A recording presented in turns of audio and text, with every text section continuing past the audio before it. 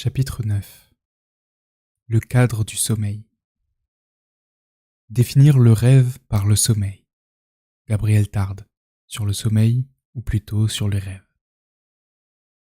Au cours des chapitres précédents, nous avons vu comment passé incorporé, problématiques existentielles et événements déclencheurs s'articulaient dans le processus de fabrication onirique. Le dernier élément central de la formule générale d'interprétation du rêve est le cadre du sommeil, c'est-à-dire le contexte dans lequel les images du rêve se déploient. Le rêve est une forme d'expression dont les propriétés formelles sont liées aux conditions particulières de son énonciation. Malgré ses hésitations à en faire un objet d'étude sociologique, Maurice Holbouax posait correctement le problème du rêve en situant la différence entre la pensée du rêve et celle de la veille, dans le fait que l'une et l'autre ne se développent pas dans les mêmes cadres. Malgré leurs différences de conception, Maury et Freud n'en partageaient pas moins la même intuition sur cette question. Lorsque Maury rapproche le rêve de certaines formes de l'aliénation mentale, il a le sentiment que, dans les deux cas, le sujet vit dans un milieu qui lui est propre, où des relations s'établissent entre les personnes, les objets, les paroles, qui n'ont de sens que pour lui. Sorti du monde réel, oubliant les lois physiques aussi bien que les conventions sociales, le rêveur, comme l'aliéné, poursuit sans doute un monologue intérieur. Mais lorsque Freud prête aux visions des songes la valeur de signes dont il cherche le sens dans les préoccupations cachées du sujet, il ne dit au fond pas autre chose. Pour être correctement appréhendé, le cadre du sommeil doit être décrit comme un cadre caractérisé à la fois par des propriétés sociales, sémiotiques, psychiques et cérébrales. Contraintes cérébrales et psychiques. Contrairement à l'image qu'on peut avoir de lui aujourd'hui du point de vue des neurosciences, Freud écrivait déjà dans son interprétation du rêve qu'il faut nécessairement inclure la modification des conditions de fonctionnement régissant l'appareil animique vécu dans l'état de sommeil dans la compréhension du rêve. Comme nous l'avons déjà vu, dans l'état de sommeil, le cerveau et le reste du corps ne sont pas tout à fait dans le même état que dans la vie éveillée. Le corps connaît des phases d'atonie musculaire, dans les temps de sommeil paradoxal, ou de relâchement musculaire, durant le sommeil lent. Le système sensoriel trie l'information extérieure afin de protéger le sommeil du dormeur. Le cerveau montre une activité plus ou moins intense, particulièrement intense dans les périodes de sommeil paradoxal, avec toutefois une diminution de l'activité du cortex préfrontal qui est le siège de la conscience réflexive, planification, contrôle réflexif ou exécutif, réorganisation de l'information, maintien de l'attention, mémoire de travail, régulation de l'action, etc. Les conditions neurobiologiques de production des formes d'expression sont tout aussi importantes dans la vie éveillée que dans la vie en sommeil. Mais comme les sociologues travaillent généralement sur les individus éveillés, ces conditions neurobiologiques, qui sont universelles, sont en fin de compte naturalisées et oubliées. C'est quand on veut articuler la vie durant le sommeil et la vie éveillée que les différences de fonctionnement neurobiologique rappellent leur existence. Mais, contrairement à ce que pense le neuropsychiatre états-unien John Alan Hobson, il n'y a aucun sens à séparer la forme du rêve, imagerie sensorielle détaillée, illusion de réalité, pensée illogique, intensification de l'émotion et souvenirs non fiables, qui seraient universels et relèveraient de la physiologie, et le contenu du rêve, qu'on peut attribuer à une expérience individuelle spécifique. La forme aussi bien que le contenu sont explicables par des raisons sociologiques, linguistiques et psychologiques autant que par la neurobiologie ou la neurophysiologie du cerveau. Chaque type de détermination n'est au fond que la traduction de son ordre propre de ce qui se joue dans chacun des autres ordres. Par exemple, la bizarrerie du rêve ne tient pas seulement aux conditions physiologiques singulières du cerveau pendant la phase du sommeil paradoxal, ou à un changement dans les propriétés opératoires du cerveau, mais tout autant aux conditions de communication de soi à soi. Théodore Jouffroy disait que ce qui disparaît durant le sommeil, c'est l'effort qu'exige la direction de nos capacités. Les images que nous voyons ne sont plus réglées par la volonté. Karl Albert Scherner soulignait quant à lui la perte de la puissance de la centralisation qui se manifeste durant le sommeil. La force centrale du moi qui, durant la vie éveillée, peut maîtriser ou dompter les éléments de la vie de l'esprit, disparaît pour laisser place à la vie des images oniriques totalement libérées de sa puissance centrale. Et Freud caractérisait le sommeil par une paralysie motrice et une paralysie de la volonté. Ignaz Meyerson voyait dans le rêve une certaine détente, un certain affaiblissement de l'attention précise au monde extérieur, et remarquait l'absence de contrôle volontaire et de retour correctif sur les images produites. Les symboles, images ou mots ne seront plus corrigés comme pendant la veille. Ce manque de contrôle réflexif explique en partie le sentiment d'incohérence que provoque le souvenir de rêve au réveil. Le rêveur n'a pas le moyen cognitif de construire un récit imagé cohérent, une totalité narrative intégrée avec un début, un développement et une fin. Les rêves manquent au principe de synthèse qui préside à nos souvenirs ordinaires pour maintenir l'association de leurs éléments constituants, conformes à la réalité. Mais son récit décousu sur le plan formel n'en est pas moins cohérent du point de vue des problèmes qu'il fait travailler et des analogies qu'il engage dans les images qu'il sélectionne involontairement. Retrait du flux des interactions. Le sommeil implique un retrait des interactions sociales ordinaires. Le rêveur est relativement isolé, infiniment moins sollicité par son environnement que durant la vie éveillée. Son cerveau peut toutefois détecter des bruits inquiétants ou significatifs qui le réveillent, les pleurs de l'enfant, un bruit inhabituel, une sonnerie de réveil, etc. Il est silencieux, généralement plongé dans le noir ou la pénombre, allongé ou assis, et n'ayant pas à répondre à des sollicitations extérieures, à faire face à l'urgence des choses à dire ou à faire, à gérer une tâche pratique quelconque ou à résoudre un problème précis qui requiert toute son attention. Le rêveur peut se concentrer sur les images de son rêve et les vivre comme s'il s'agissait d'une expérience réelle. À l'état de veille, l'activité psychique est le plus souvent happée par les sollicitations qui viennent de l'extérieur. Choses à faire par obligation, paroles, bruits, événements ou personnes qui se déroulent devant nous, nous interpellent directement ou indirectement et requièrent notre attention. Durant les moments de pause de la vie éveillée, rêverie éveillée, et surtout pendant la nuit, rêve, ce flux incessant de distractions cesse et l'activité psychique peut s'attarder sur des questions qui préoccupent le rêveur. Antoine Charma comparait la couche où nous nous ensevelissons à un tombeau que nous isolons de tout et qui pourrait y faire pénétrer la vie. Nous enlevons la lumière à l'œil, le bruit à l'ouïe, à l'odorat les parfums, au goût les saveurs, au tact les alternatives du froid et du chaud, l'agitation de l'air, les chocs, les froissements de tout genre. Car dormir, c'est rompre tout commerce avec le milieu dans lequel nous sommes plongés, c'est mourir en quelque sorte au monde extérieur. Ce retrait maximal du cours de la vie ordinaire que permet le sommeil, cet isolement du rêveur que font que l'activité psychique n'a plus à se tourner vers l'extérieur, mais peut inverser le mouvement, en se concentrant sur un fort intérieur. L'activité centripète subit un arrêt et une forte centrifuge se met à l'œuvre. Mais ce fort intérieur auquel est ramené le rêveur est composé de tout ce que les interactions avec le monde extérieur ont provoqué en lui. C'est donc toujours le monde social que le rêveur retrouve en lui, mais un monde fait sien, qui l'interpelle et continue à travailler en lui, en lien avec son histoire propre. Comme le note Antoine Charma, l'absence de sollicitations extérieures immédiates laisse la place aux seules sollicitations, stimuli, intériorisés. Le sommeil supprime d'un coup tous les 5 sens, lorsque vous méditez, éveillé, sur une question de psychologie ou de géométrie. Je suppose, vous écartez, autant qu'il est en vous, les facultés poétiques et autres dont le jeu, loin de la servir, nuirait à l'action de la puissance intellectuelle que, pour le moment, vous voudriez exclusivement animer. Vous avez beau le faire, l'état d'abstraction dans lequel vous cherchez à vous établir ne va pas, ne saurait aller jusqu'à étouffer tout ce qui vit et s'agite aux alentours du centre où vous vous retranchez.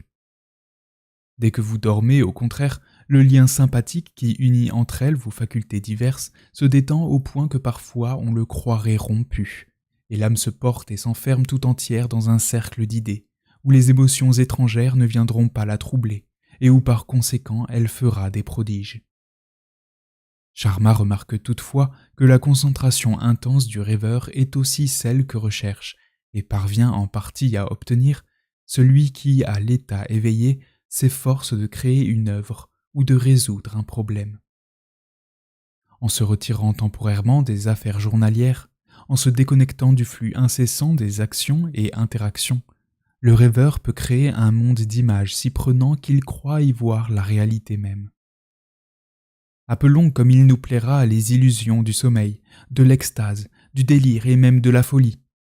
Mais reconnaissons qu'il s'agit d'un phénomène unique dans son essence, l'isolement du monde ambiant, le retrait de l'esprit sur lui-même, et par la suite la croyance à l'existence et à la succession réelle de faits qui n'existent que dans notre esprit. Sans point de comparaison, le monde intérieur est devenu le monde tout court, et le rêveur y réagit comme s'il vivait réellement ce que pourtant il est en train de créer. Communication de soi à soi, langage intérieur, relâchement formel et implicite. Dans ce cadre si particulier du sommeil, l'expression du rêveur est fondamentalement une communication de soi à soi. Un langage intérieur ou privé, sans audience, et par conséquent, sans nécessité d'être compris par autrui, censure formelle, ni crainte de ne pas être moralement correct, censure morale. En tant que communication de soi à soi, le rêve se caractérise par des analogies ou des associations par contiguïté qui sont propres au rêveur, par des discontinuités ou des coq à l'âne apparents, par de nombreux implicites ou non-dits, par des raccourcis et plus généralement par un mode elliptique d'expression.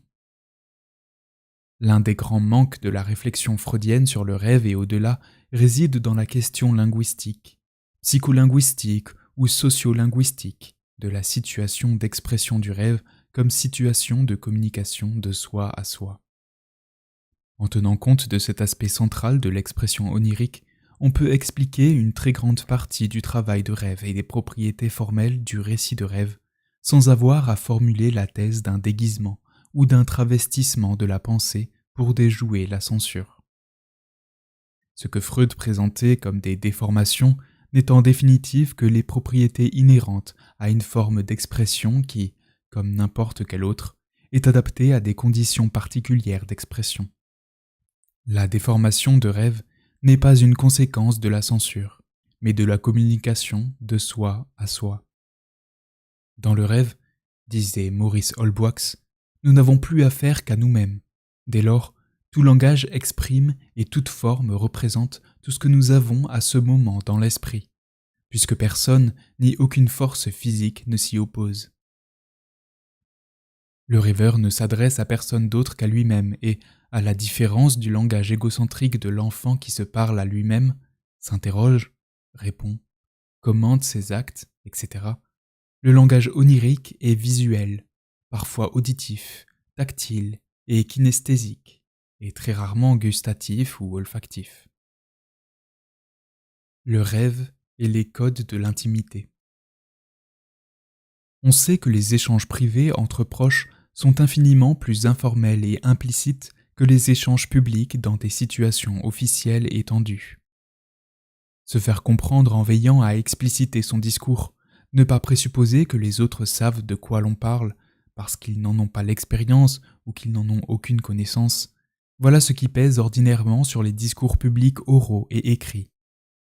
Tandis que je parle, écrit Mikhail Bakhtin, je prends toujours en compte le fond aperceptif sur lequel ma parole sera perçue par le destinataire. Le degré d'information que celui-ci possède sur la situation, ses connaissances spécialisées dans le domaine de l'échange culturel donné, ses opinions et ses convictions, ses préjugés, de mon point de vue, ses sympathies et ses antipathies, etc.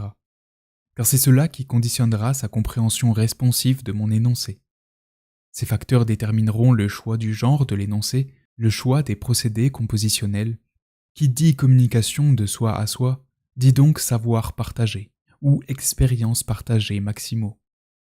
Les amis ou les couples de longue date qui se parlent et se comprennent à demi-mot sont tenus de faire infiniment moins d'efforts formels que les inconnus ou les personnes qui sont très éloignées socialement les unes des autres. Il leur arrive même parfois de se regarder et d'échanger un sourire, un rire ou un regard de complicité sans prononcer un seul mot, parce qu'ils assistent au même événement, réagissent aux mêmes propos ou à la même situation en pensant exactement à la même chose du fait de leurs expériences passées communes. Écoutez les conversations dans les cafés ou les bars ou à la maison, le soir, entre amis intimes. Elles sont émaillées d'allusions aux lieux de descriptions précises et de coq à l'âne plutôt que de continuité. Dans ce genre de conversation, on a typiquement affaire, dans les termes du sociologue anglais Basil Bernstein, à un code sociolinguistique restreint. Le discours est rapide et fluide, les formules de transition peu marquées. Certaines significations sont énoncées par bribes, condensées et très particulières. Le niveau de sélection du vocabulaire et de la syntaxe sera bas. Et les significations qui ne renvoient qu'à la singularité individuelle seront probablement implicites. Il y a code restreint là où la forme des relations sociales est fondée sur des identifications étroitement partagées, sur un large ensemble de présupposés communs. Il est le code de l'intimité, le code des échanges entre intimes partageant les mêmes valeurs ou les mêmes expériences, le code de ceux qui n'ont pas besoin de tout expliciter et de mettre des formes. Soit l'exemple du modèle de communication dans les couples mariés de longue date. Les significations, pour être comprises, n'ont pas besoin d'être complètement explicites. Un léger changement de ton ou d'accent, un geste discret peuvent véhiculer un ensemble complexe de significations. La communication se développe sur un fond d'identification si étroitement partagé et d'empathie affective si profonde que les locuteurs ne ressentent pas la nécessité de développer les significations qu'ils énoncent et de donner à leur discours une grande cohérence logique. Mais quand destinateur et destinataire ne font qu'un, comme c'est le cas dans le rêve, et que la complicité existentielle est donc totale, l'esprit peut puiser dans un grand stock d'expériences pour faire travailler ses préoccupations. Le rêveur dispose de tout le fond aperceptif lui permettant de comprendre ce qu'il se dit à lui-même. Du coup, le genre onirique est marqué par cette situation de coïncidence parfaite du destinateur endormi et du destinataire endormi. Sans avoir à l'esprit le cas du rêve, Bernstein souligne néanmoins l'usage dans le code restreint de symboles condensés, l'intensification et la condensation symbolique, et de métaphores qui fait écho aux analyses sur les propriétés formelles du rêve. Cela explique très largement, comme nous le verrons, les relâchements moraux, l'absence de jugement moral extérieur, comme les relâchements formels, les implicites, les ellipses, les actions arrêtées sans raison et les enchaînements de type coq à l'âne, les personnes qui apparaissent, disparaissent ou se transforment sans explication, les changements tout aussi intempestifs de lieu, d'objets, de décors, de sentiments, l'absence de totalité intégrée remplacée par une suite pas très explicite de micro-séquences narratives, etc. Tout prend sens dès lors qu'on replace le rêve dans son contexte d'expression. Mais l'opacité redevient très grande entre le destinateur endormi et le destinataire éveillé. Ce qui était évident pour le rêveur apparaît bizarre ou incohérent à l'individu éveillé. En 1964, Fromm et French avaient bien souligné le fait que pendant qu'il est en train de rêver, le rêveur n'a aucun besoin de mettre ses pensées dans une forme qui pourrait être communiquée. Il s'efforce seulement de lutter, le plus souvent sans succès, pour trouver une solution à un problème émotionnel, pratique, personnel. Et quand il rapporte son rêve à son analyste, il ne peut expliquer ce à quoi il était en train de penser, car il est rarement conscient du problème auquel il faisait référence dans son rêve. La communication de soi à soi est ce qui explique que le rêveur n'a nul besoin de livrer les explications et les chevilles logiques ou simplement syntaxiques du récit qu'il produit. La logique qui nous manque dans le travail du rêve est la logique syntaxique du discours. Le discours a été conçu principalement pour la communication. Lorsque nous rêvons, nous ne sommes pas particulièrement intéressés à communiquer aux autres notre pensée ou à raisonner sur la base de propositions. Par conséquent, nous pouvons nous passer de la logique syntaxique. Freud pouvait noter à propos d'un rêve que la marque d'absurdité dans ce rêve est pour une bonne part produite par le fait que des phrases empruntées aux divers domaines des pensées du rêve sont mises bout à bout sans aucune transition. Mais il ne voyait pas que l'absence de transition en question, loin d'être un moyen de brouiller le message, est liée à l'inutilité pour le rêveur d'expliciter les liens qu'il est, dans le moment du rêve, en mesure de comprendre immédiatement. Vivre son rêve. On a déjà fait remarquer que le récit de rêve était un récit d'expérience vécue, même si cette expérience est purement imaginaire. Le rêveur est un participant du rêve. Il vit son rêve plutôt qu'il n'assiste à un spectacle qui se déroule devant lui. L'expression cinéma intérieur, évocatrice de la contrainte visuelle qui saisit la pensée du rêveur, n'est toutefois pas entièrement satisfaisante en ce qu'elle donne l'impression que le rêveur se tiendrait à l'extérieur de la scène onirique. Or, le rêveur s'y voit et s'y croit.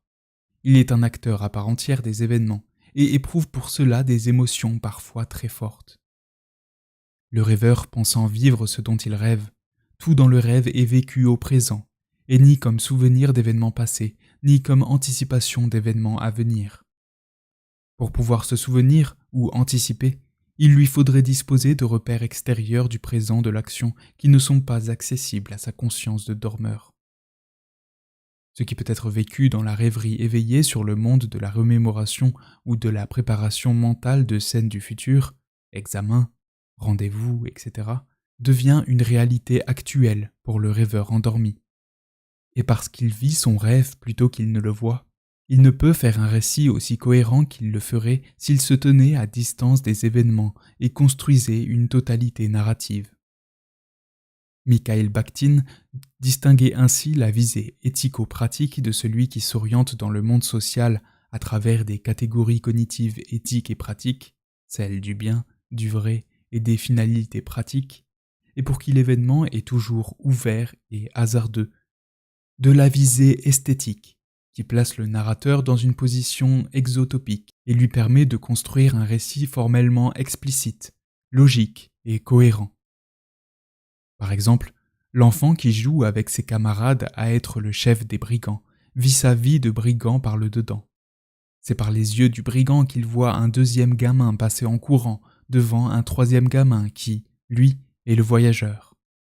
Le rapport qu'entretient chacun d'entre eux à l'événement de la vie qu'ils ont décidé de jouer, l'attaque de la diligence, n'est rien d'autre que le désir de prendre part à l'événement, le désir de vivre cette vie en qualité de participant.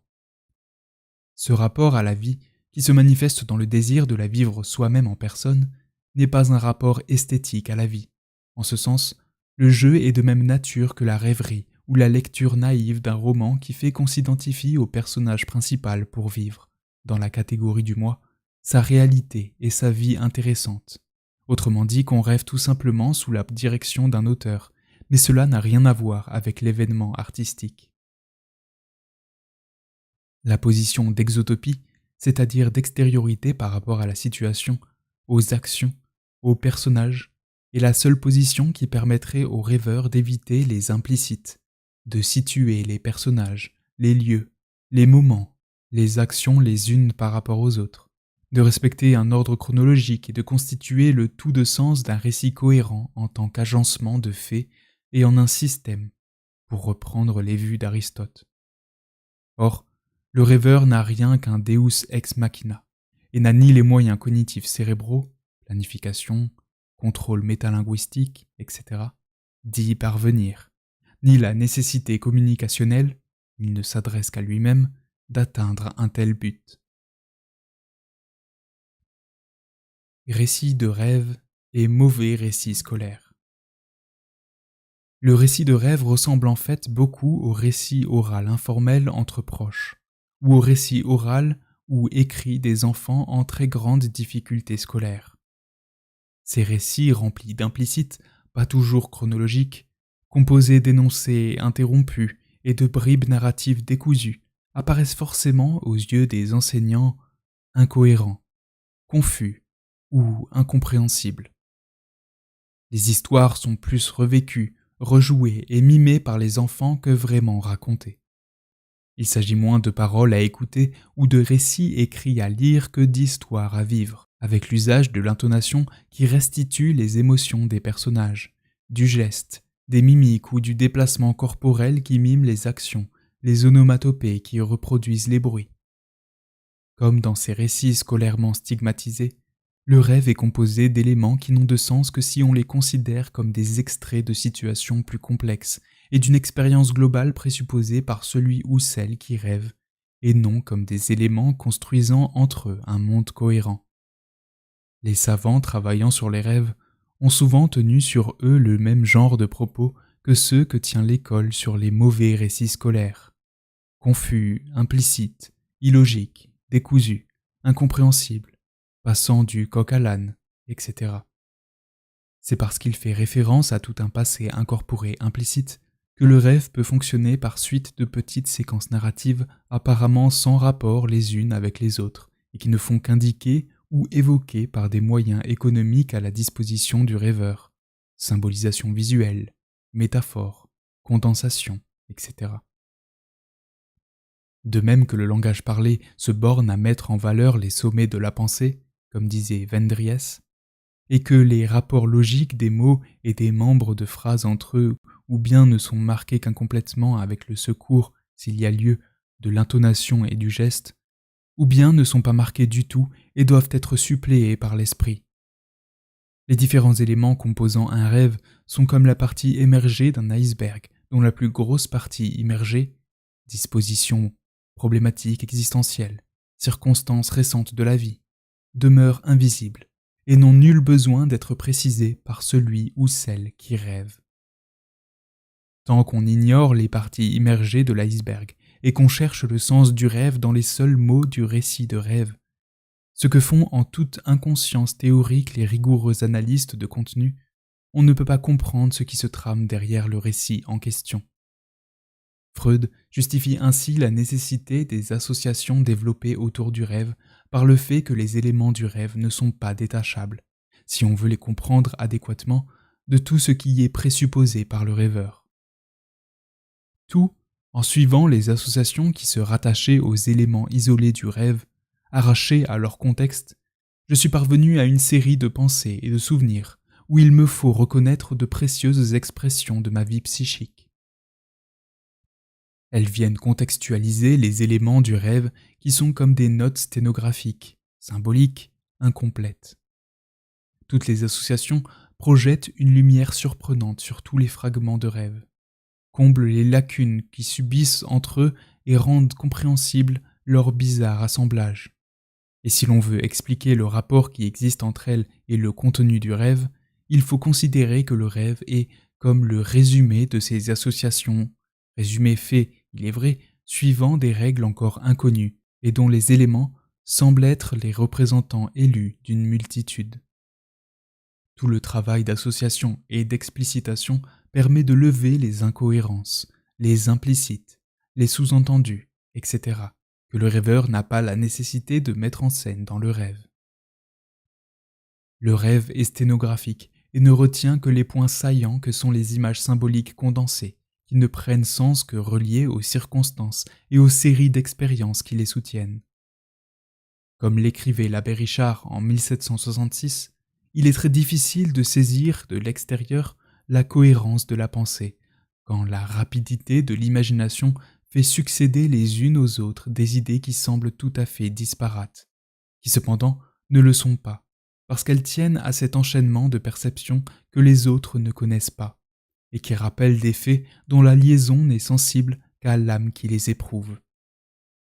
Seule la reconstruction scientifique des pièces manquantes peut compenser le problème de cette extériorité.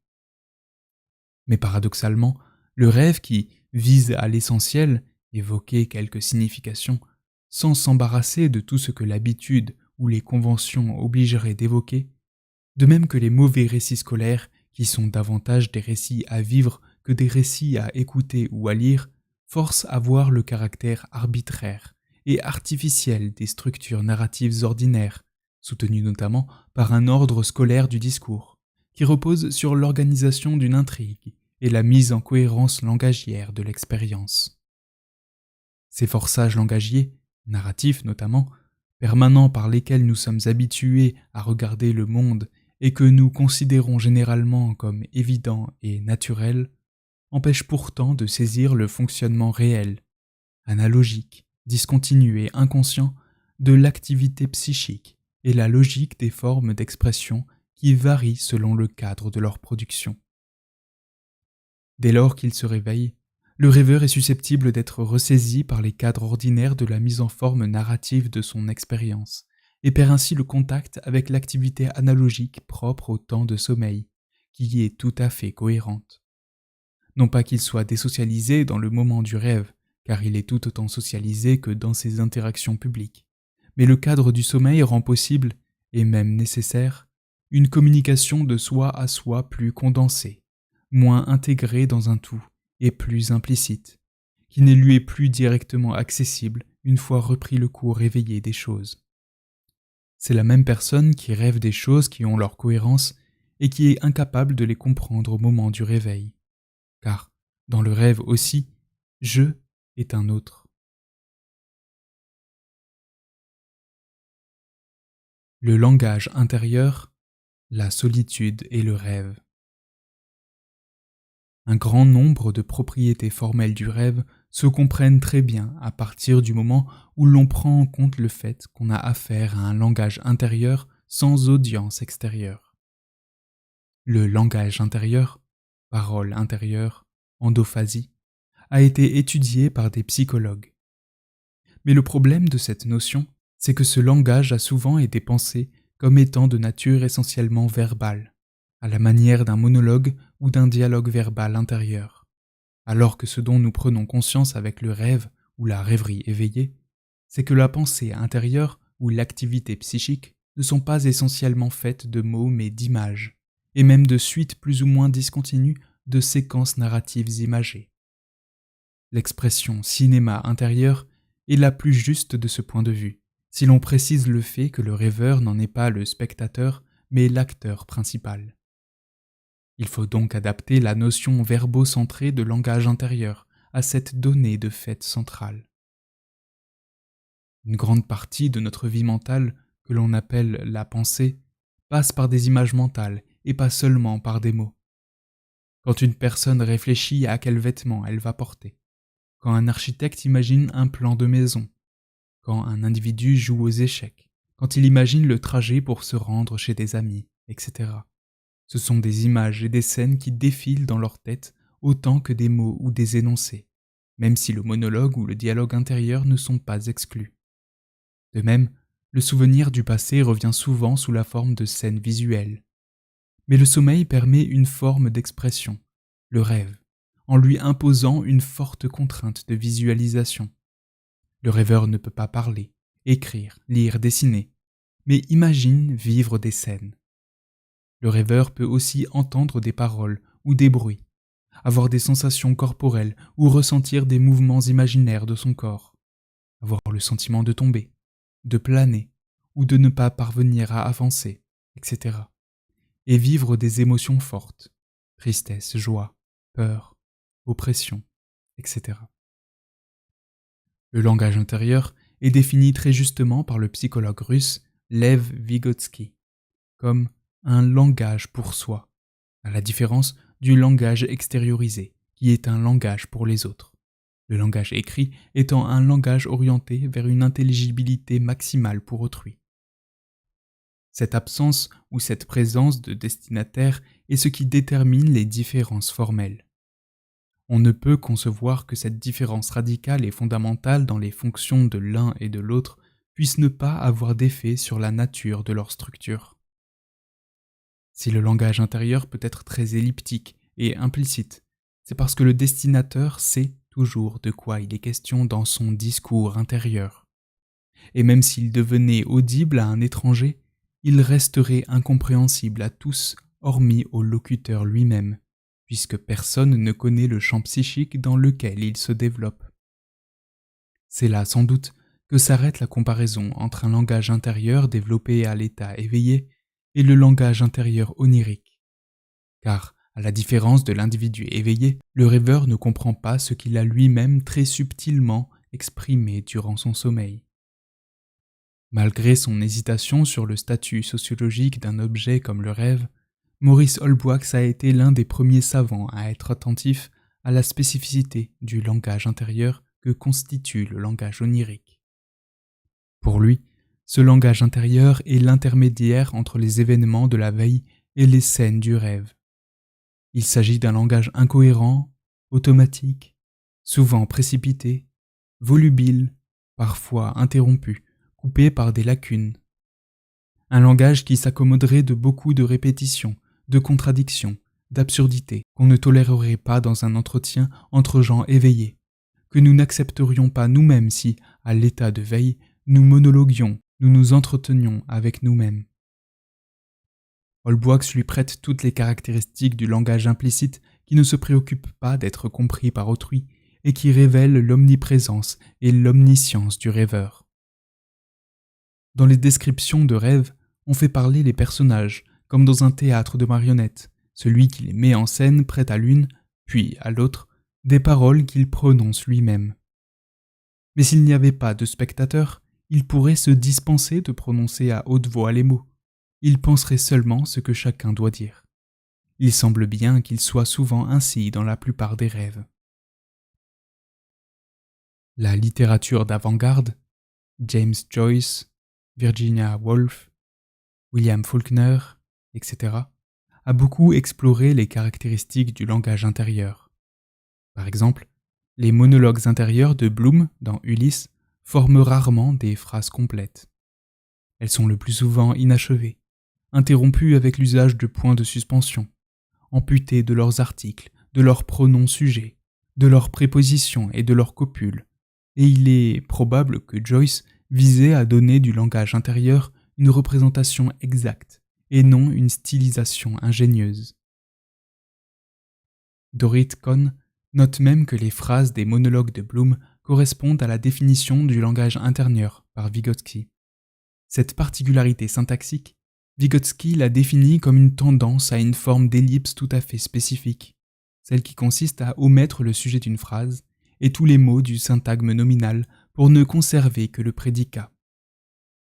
Cette ellipse systématique a une raison bien simple. C'est parce que nous savons déjà à quel sujet nous pensons que le langage intérieur peut se résumer au seul prédicat. La situation sociale la plus proche de celle dans laquelle évolue le rêveur éveillé ou le rêveur serait celle d'un Robinson Crusoe avant sa rencontre avec Vendredi, pour qui l'expression verbale, qui n'est plus que soliloque, ne se distingue plus très nettement du monologue intérieur ou du flux de conscience fait d'images plus que de paroles. Dépourvu d'interlocuteur, il n'a aucune injonction extérieure à verbaliser ce qu'il pense ou fait, va faire ou a fait. Il n'a aucune contrainte d'explicitation, pour autrui, de son propos, et peut régresser vers un langage de soi, à fort implicite. Ce régime de rêverie éveillée permanente, à quoi s'ajouteraient les rêves durant le sommeil, conduit la personne vers une perte de cohérence des images et du monde. Car ce qui structure notre perception du monde, sans que nous n'en prenions conscience la plupart du temps, ce sont les interactions avec les autres et la nécessité dans laquelle nous sommes de sortir de nous-mêmes pour échanger de façon acceptable et compréhensible, claire, un tant soit peu explicite, cohérente, avec autrui.